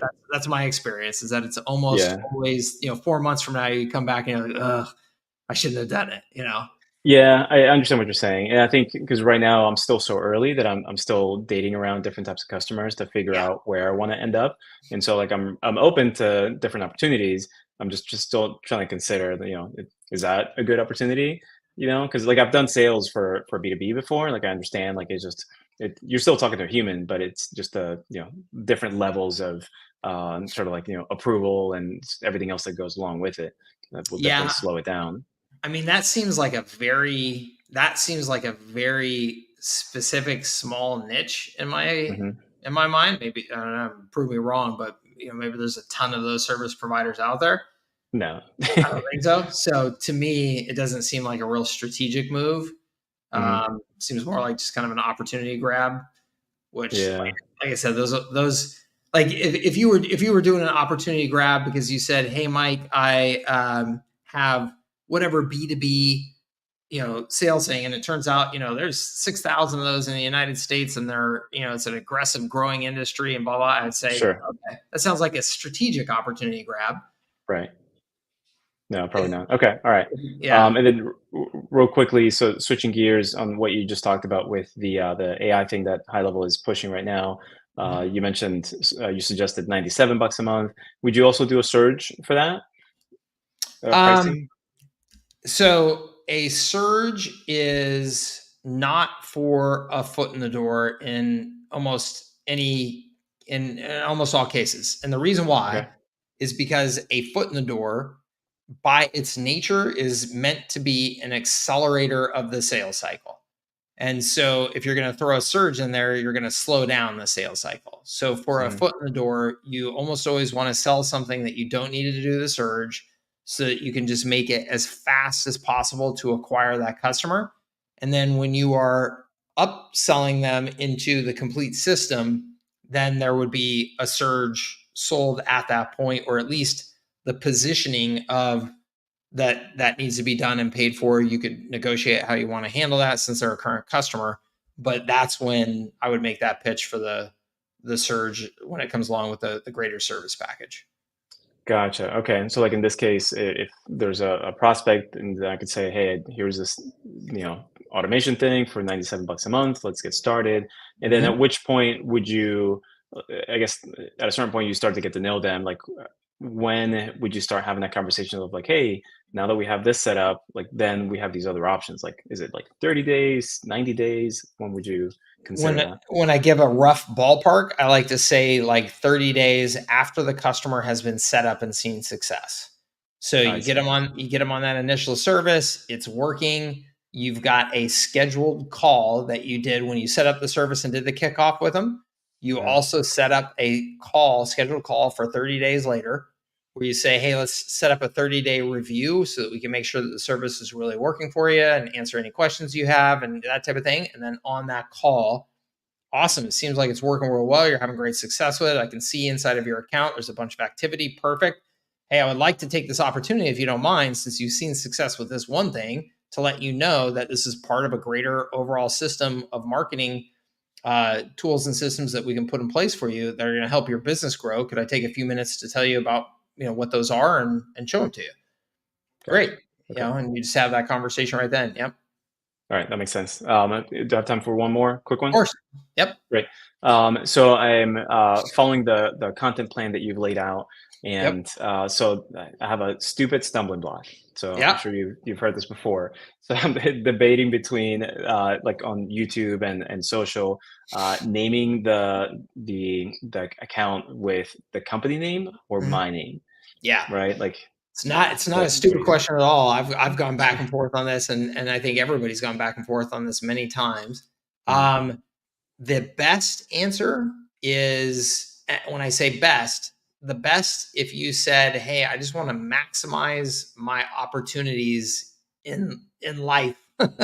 Sure. It would be to do it based on you personally. Because people connect with humans more than they do with businesses and brands. And it gives you the ability to have a more evergreen asset that you can then point in different directions as your career and your life evolves. So 10 years from now, if you've built up a bazillion subscribers on YouTube, you may want to go, hey, I've started this other business. I'm doing this other thing. And now I have these 10,000 subscribers that I can point it to, right? So that's the most powerful option in terms of maximizing Jason's entrepreneurial opportunities. But that being said, if you're like, no, I don't want to do that, there's zero chance that I want to develop a personal brand. And I also want to make sure that all of my marketing assets that I'm building for this business are easily sellable, because my plan is 3 years from now, I want to exit this business for as much money as I can. Then I would make the YouTube channel, something, not necessarily company name, but, maybe it's like, small business growth, and then it's by such and such business. So there's still kind of this tagline value proposition of what this channel is about versus just your brand name. And then keep it business, keep the content like really focused, so that when you go and sell this business, the buyer goes, oh, I also want that YouTube channel. You've got, 10,000, people watching your content every month. That's got to come with it. Right. Yeah. So, that's the way to kind of think it through, in my opinion. Yeah. Okay. That makes sense. My ego definitely is saying, use your name. Yeah. I mean, look though, if you like, to me, cause mine was, services at scale and leverage. I had, YouTube YouTube channels that were named after my business for a long time. I only changed it to my personal name when I decided I am going to be doing what I'm doing, helping entrepreneurs for the rest of my life. That literally was the only time that I changed it. I decided I love doing this. I'm just going to commit to it for the rest of my stinking life. That was the only point that I changed it. So that makes sense. Okay, sweet. Awesome, Mike. Thanks as always. Appreciate it. You bet. Awesome. Let's see here. And thank you for being here, Jason. I appreciate it. Let's see here. Can you make a YouTube video on how to set up the resale marketing systems on Go High Level? There's no videos online that show you how to. Yes, that will definitely happen as part of my R6 work that I'm doing here pretty quickly. So yes. And Mike, if all your current network resources and leads were taken away from you and you were given a brand new laptop in a new town, how would you go about selling Go High Level, your action plan in the next 30 days? I have that in a startup. Let's see here. Let's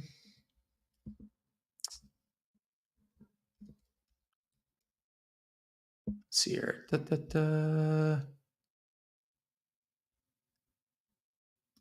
Where do I have this? Hold on.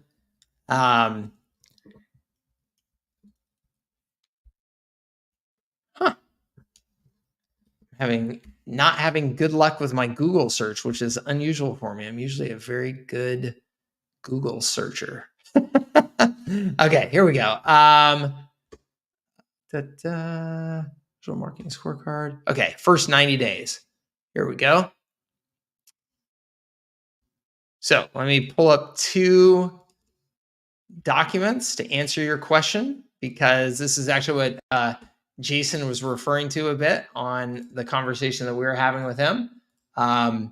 These scorecards that I have. So I've created scorecards that are my attempt to make it as easy as possible to give you a plan that you can follow and stick to and answer that question. Okay. So Mike, you got your laptop, you're in a new town, you just got to get going. Okay. So this is my visual marketing scorecard for my first 90 days. So I would do the following activities according to this plan. Okay. I would do social posting every single day. Okay. I would do then what I call a content post at least once a week. Content post, maybe that's like a full blog post. Maybe that's a YouTube video, that type of thing. Something that maybe is going to have a little bit more production value. I'm going to have to put a little bit more time into the content. Okay. Every week. I would make sure I'm going to at least a couple of networking events during that 30 days.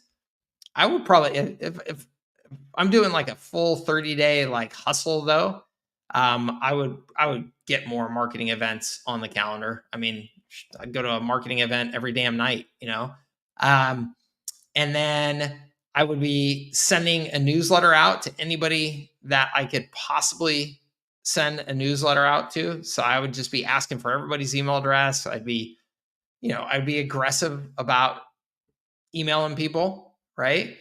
And then I would do a webinar at least once a month and some sort of lunch and learn, ideally at least once during that month. And I say ideally, some of you are not as comfortable getting people in a room and presenting and stuff like that, but if you can do it, it's so damn powerful.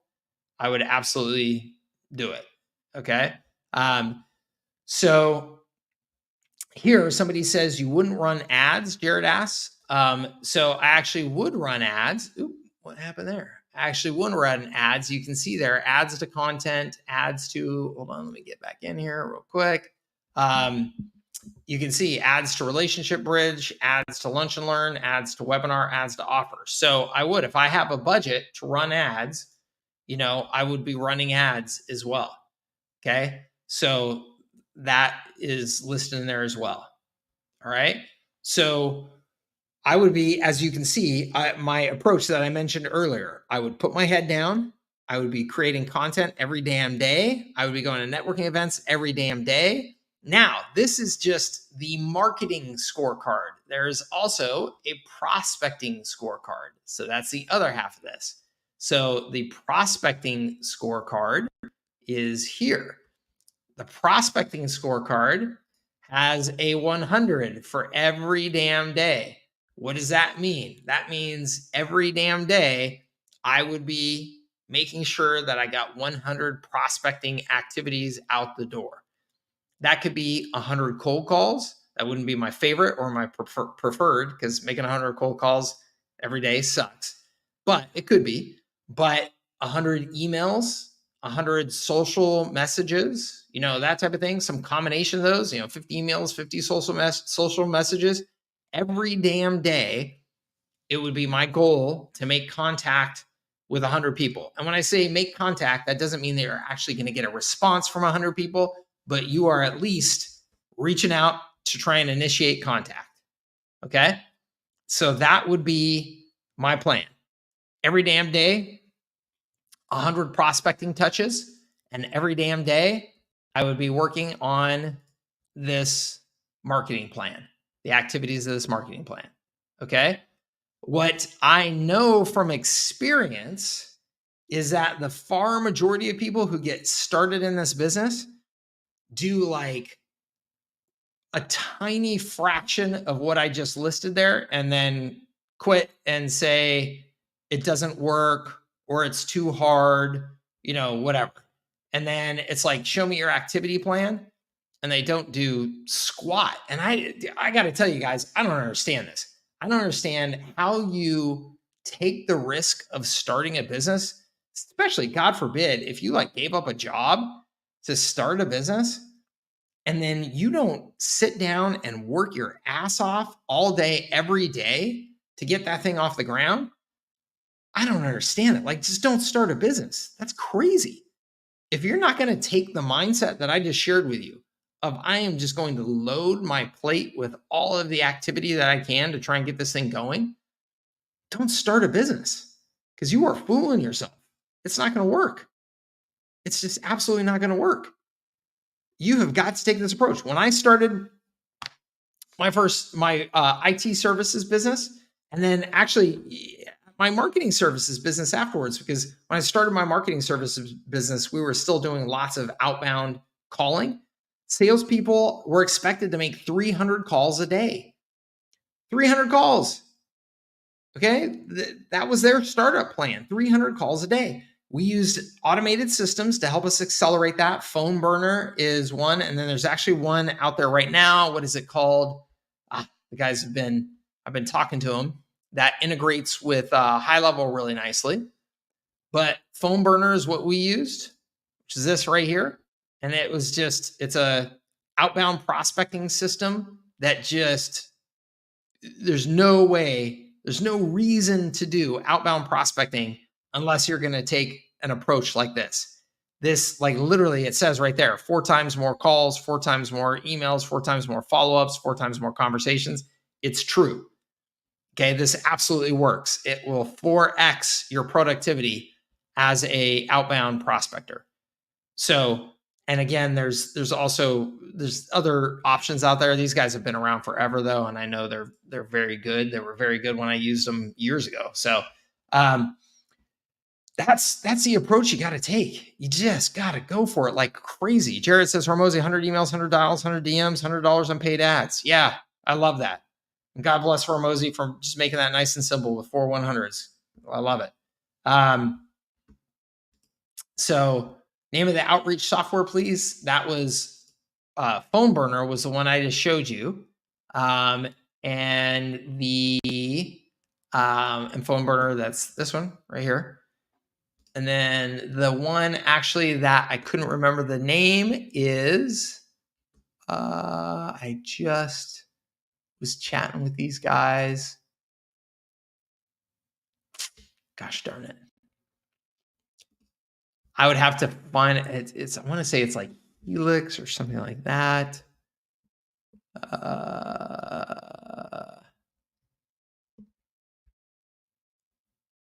But I'm not sure. I would have to find it. But it is, there's a variety of options out there. So yeah, phone burner, absolutely.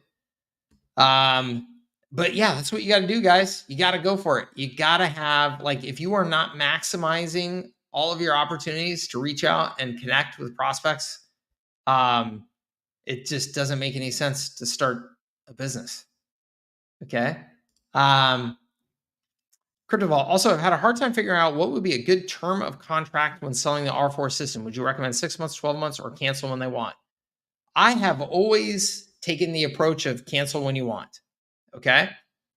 But I also, if you go through the training on the ways that I tell you to present your payment options, there's the option that you can give them where they don't have to pay the surge up front. You're essentially financing that for them. And I only do that if they agree then to a 12-month or 2-year agreement. So that's the way that you can lock in those longer agreements. I personally, though, have never required that any customer stays with me. I don't lock them in unless I am financing some of my services like I just said to you. And again, the reasons why, it slows down the sales cycle like crazy if you go presenting 12-month and 2-year, agreements and things like that. And I also just never would enforce it. I would never enforce it. If I had a customer that was $497 a month and they're 6 months into an agreement and they wanted to cancel, there's zero chance I'm like gonna sue them for the next $2,500 that they hadn't paid me yet. I would never waste my time or energy on that. If a customer is not happy with the service I'm providing, I would gladly just let them cancel. So that's my personal approach. Why put a contract in the way if I have no intention of enforcing it? Can't wait for the R6. Yes. I will reveal all very soon, Dwayne. Jared, I put the link in the chat right after you asked this comment right here. That's how you can get on the call. Okay. What if you have no customers? Would you act like you have some or be upfront and tell them? I feel like if you tell them you have no customers, they might not even go ahead. Eddie, I have never liked the idea of lying. So what I do is I go out and sell, and I always sell as if I have customers in terms of the language I use and the confidence that I have and stuff. I try to, but without specifically saying, oh yeah, we have, 25 customers or anything like that. But in the early days, when I'm trying to get those first customers, that conversation will very often end with, so I'll try and pitch them and they may not be ready to buy for whatever reason. And then I will oftentimes then just go into, well, hey, look, Eddie, I'm early stages of this business, trying to get the first handful of customers on board. I think that our services would be a great fit for you. I would make the offer to you that if you would be interested in taking a little bit of risk with us, because we're just getting started, that I will provide services for you for the first 60 days at no cost to demonstrate to you that, what I'm saying is true. These systems are going to be fantastic for your business, all that type of stuff. As long as you are entering into that agreement with the intention that if we do what we say we're going to do, you're planning on being a long-term customer. That's critical. So I would use that as my way of, trying to get in the door in those early stages. Okay. What types of networking events and where do you find these types of events?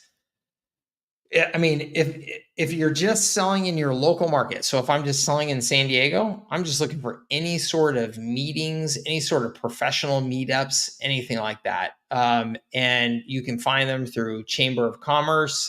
Jared mentioned BNI. You can find them at BNI, but Chamber of Commerce, just any business associations that are in your local market, and there's tons of them. So like, and if you're like, okay, Mike, I have no idea what you're talking about, I would just literally go to like Google and I would do something like this. I would go San Diego business meetups.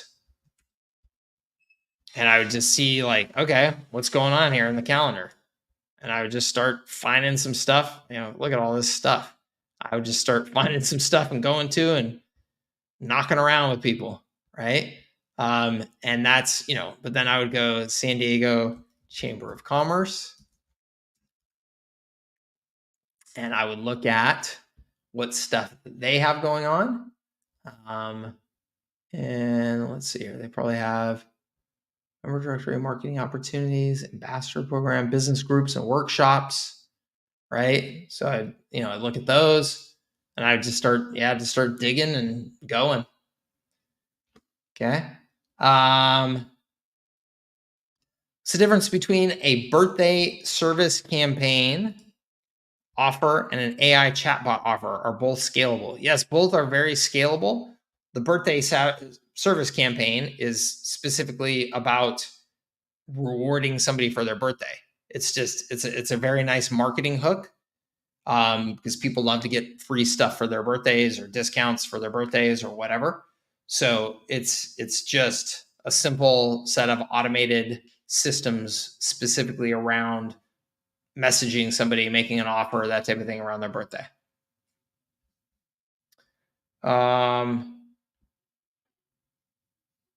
See here. What if your customers say they don't want to do any tech stuff? They don't want to have a login to software. What do you sell them? I would probably not sell them anything. I would probably walk away very quickly. And I'm not joking. And one of the most important things that you can learn to do in this industry is walk away from businesses that you can't help. And unfortunately, a lot of small businesses you cannot help. So you need to learn to just go, oops, time to not waste my time here and go talk to somebody else, and do that fast. Okay. There's many small businesses out there are just simply not worth your time. They're not trying to be competitive. They're not really trying to win. They're not willing to, evolve with technology to try and improve their lives and their business. Just keep on moving. Yes, everything is scripted. I have all of my scripts in my sales program, R4 sales system, all the scripts in there. Do you need a business card? You should have a business card. Yeah. They're a bit outdated, but I also think it's a good idea to have one. Yesterday, a new plumber offered me a 15% revenue share for all jobs they get from a certain area, so no pay for the service. I'm thinking to not accept unless they invest. I would never accept that, Dwayne. I would run from that opportunity as fast as you can. This is another perfect example of that. It is 99% of the time that is a complete waste of your time. So yes, I would run. And let me just explain why, because I know that there are gurus out there saying that you could actually do this as a service and yada, yada. It's in most cases such BS. It makes for a sexy sales pitch to be able to sell you guys on that business model, because it sounds, that's so easy. I'm going to be able to sell that to everybody because there's no risk to them. And I'm going to get paid all this magical upside that the guru is promising me, because I'm going to make their business grow from 500,000 to 5 million. And then I get 15% of all of that. It's such BS. Okay. Are there scenarios where X guru has made that happen successfully? Alex Hormozy, perfect example. Did that guy build his big business and make a bunch of money that way? I'm sure he did. Alex is a special guy. He's very, very freaking smart, very hardworking, super intense, all that. I'm a successful guy. I know sales and marketing. I know small businesses inside and out. I am not going to go through what sounds like a nearly death march of work that he did to make that business work. And I worked my ass off. So unless you're telling me that you're going to go through the death march that Alex Hormozy did to make that model work, where he's talking about him flying all around the country and sleeping at their office for 30 days to get it running, all that stuff. That's not a good business model. Any business model where you have to do that, I'm sorry, is not a good business model. I'm glad it worked for him. Okay. The reality is, if you are working with a small business that wants you to take all of the risk, you should, one, be getting way more than 15%.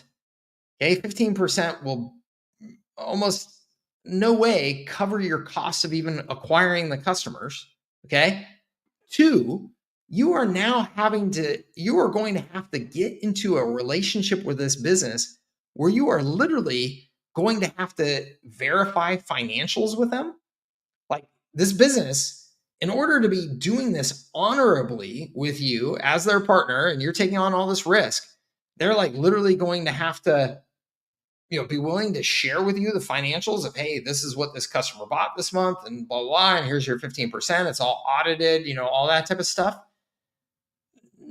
Total pain in the neck, right? I mean, the chances of all that going well are super slim. Next problem is, as soon as you start making some good money doing this, you're almost always going to have that business want to cancel you because they realize, geez, I'm paying you now $10,000 a month, $15,000 a month, whatever it is. Like, if it goes well, which that's a huge if, and they're going to go, I don't want to pay you all that money, right? That's a huge amount of money. Now I could just go hire an agency that they said they would run all the same ads for me for $2,500, right? So there's almost no scenario where this works out in your favor. It's total BS. Okay.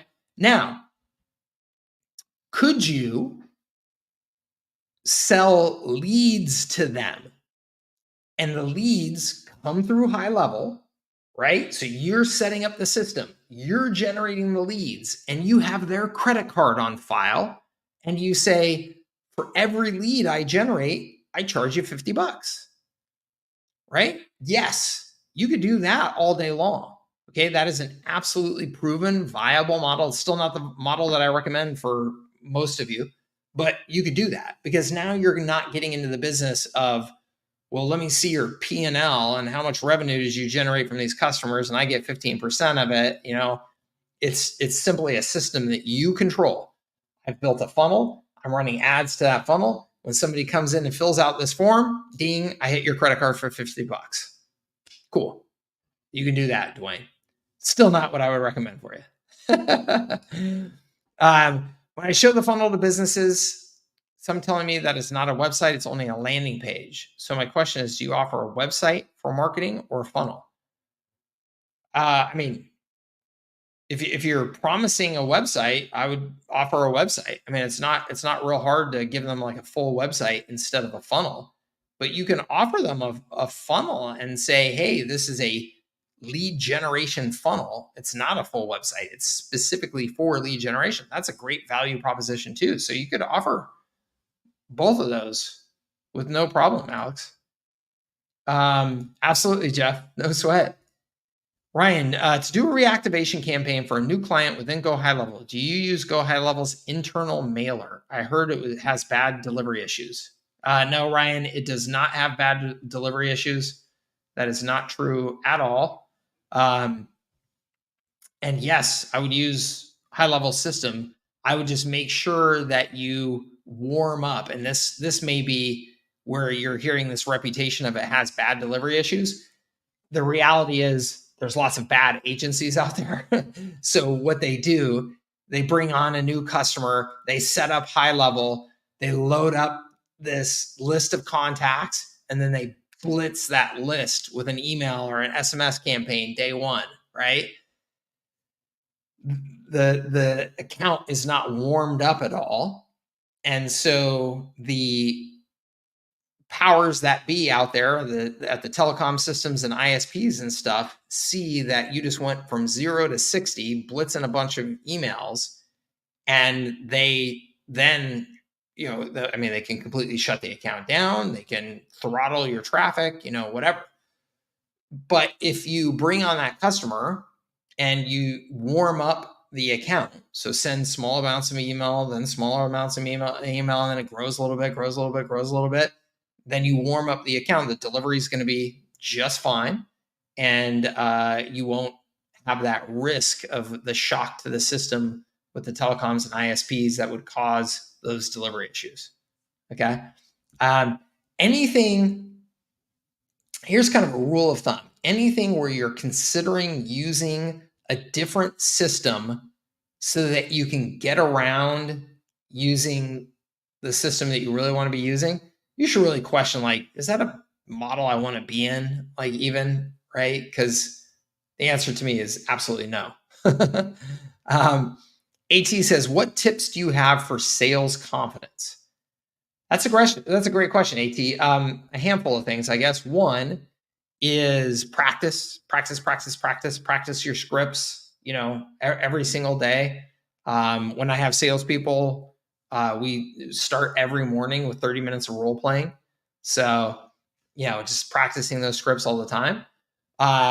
Two, learn as much about your product. Again, use HighLevel for your own business so that you just have that confidence in, I know what this thing can do, and I know that I can help people with it.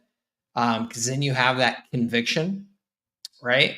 But I think, those two things are really it, in my opinion. It's just practice.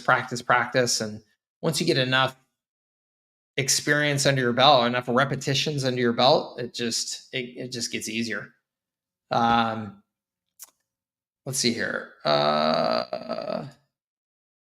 Welding Man. Hello, Welding Man. Jerry says, landing page for the bottom of the funnel, typically a paid ads journey. It sits next to a website. You can drive traffic to a website. You can offer a landing page for a funnel they have, or every other or even help them come up with different offers. Yep. Are roofers and renovation companies a good niche to have on the R4 marketing system? And is it easy to put them on resell because their projects are expensive?